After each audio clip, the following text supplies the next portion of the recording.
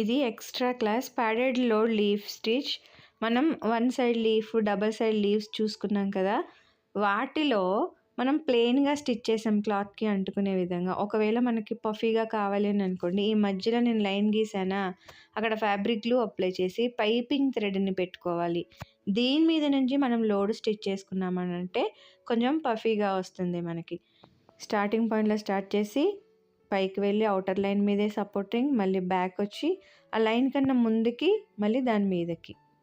ఇక్కడైతే direct outer line మీదకి, outer line మీదే మన ఇమాజినరీ లైన్ ముందు ఉంటుంది కదా, దాని మీదకి మళ్ళీ అవుటర్ లైన్ మీద, outer line, outer line, inner line, outer line. Back side వచ్చేటప్పుడు ఇన్నర్ లైన్, అవుటర్ లైన్ ఉంటుంది.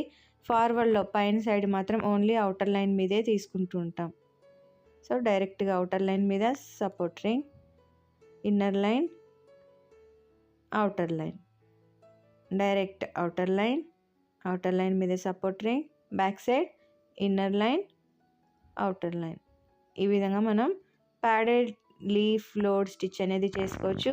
హాఫ్ సైడ్ కూడా అంతే. మీరు పెద్ద లీవ్స్ని హాఫ్ స్టిచ్ చేస్తున్నారు కదా, ఒక హాఫ్కి ఒక పైపింగ్ థ్రెడ్, ఇంకో హాఫ్కి ఇంకో పైపింగ్ థ్రెడ్, అంటే 2 సైడ్స్ పైపింగ్ థ్రెడ్ పెట్టి వాటి మీద మనం ఈ విధంగా స్టిచ్ చేసుకోవాలి.